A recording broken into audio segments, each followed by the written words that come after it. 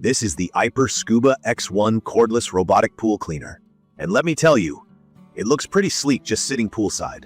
It's got a low-profile, solid gray body with those chunky caterpillar tracks underneath. From my experience, just its overall design makes it feel pretty futuristic and sturdy. The weight surprised me. It's about 24 pounds dry, so it's not too much to move around, but you can definitely feel that there's a lot of tech inside. So let's get right to my experience using the Scuba X1. When I first took it out of the box, I have to admit I was a little bit nervous about whether it would be easy to set up. I'm not some pool tech expert, but AIPER made it pretty plug and play. There's no tricky assembly process. I just hooked up the wireless charging dock, charged up the cleaner, and downloaded the AIPER app.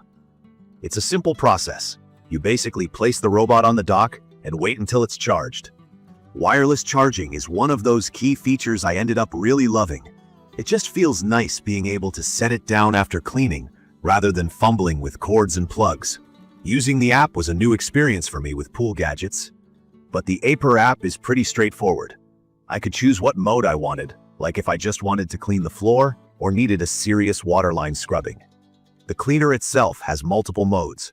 I think they call it 4+1 cleaning modes. It sounds fancy, but what it really means is you're covered whether you need quick maintenance or a detailed pool clean.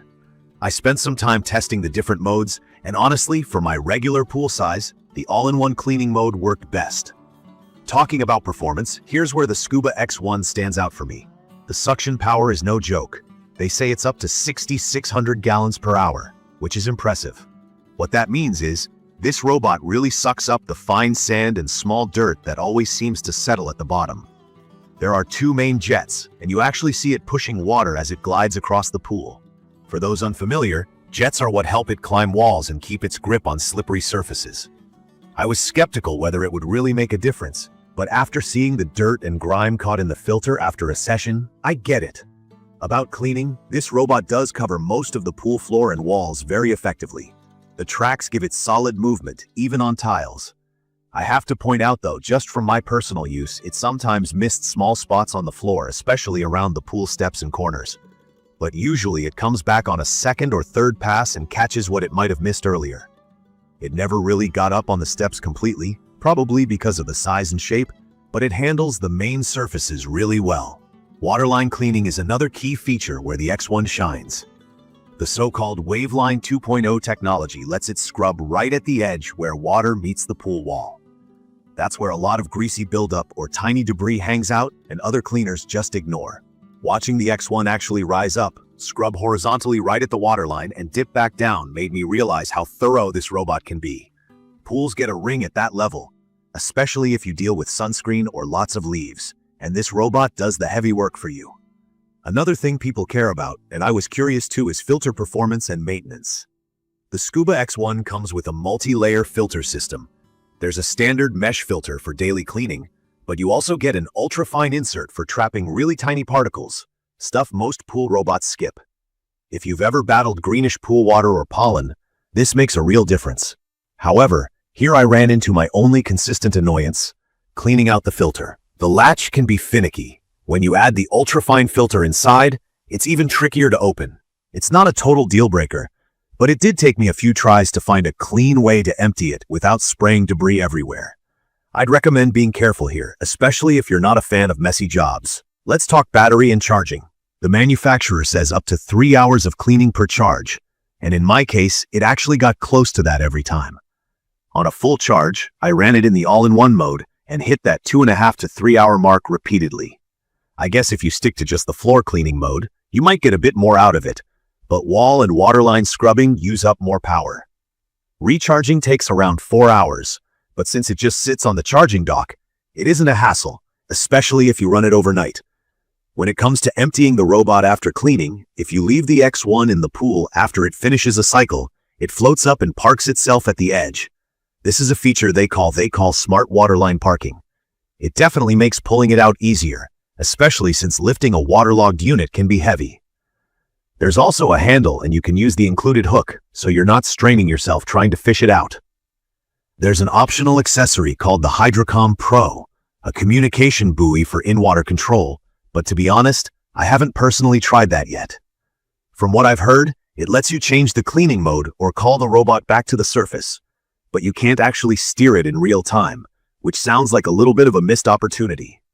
Some quick points about my user experience. Overall, the Scuba X1 is easy to set up and operate. Pairing with the app is quick, and the controls are simple, even for someone who isn't tech-savvy. The only part that takes getting used to is filter maintenance, like I mentioned earlier. As a cordless design, not having any cables is a huge plus. No one likes tripping over a long floating cord in their pool. Now for some of the things that didn't totally work for me. The main strength of this robot is picking up fine debris. Stuff like sand, pollen, and small algae are no problem.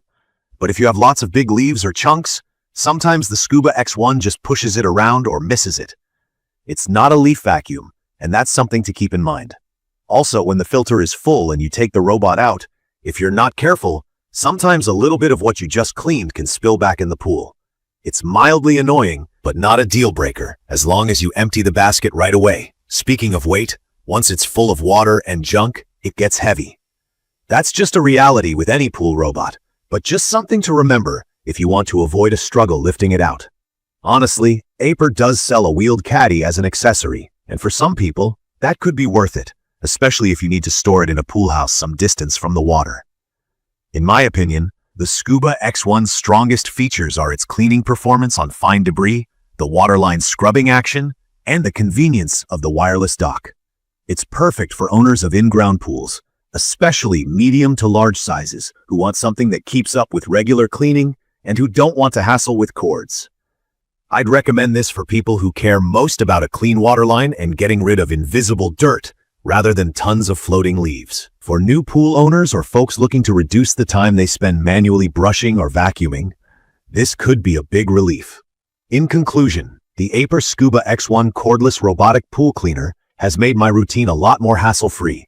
It's not flawless, and I do wish filter cleaning was a little easier, or that it dealt better with big leaves. But given all the features like smart navigation, strong suction, customization with the app, and the wireless charging dock, it definitely does what it says on the box. If you're thinking about investing in a premium pool cleaner and find this one on sale, it's a solid choice for keeping that pool sparkling with minimal effort. I will post full information about the AIPER Scuba X1 cordless robotic pool cleaner in the comments section. See you in the following videos.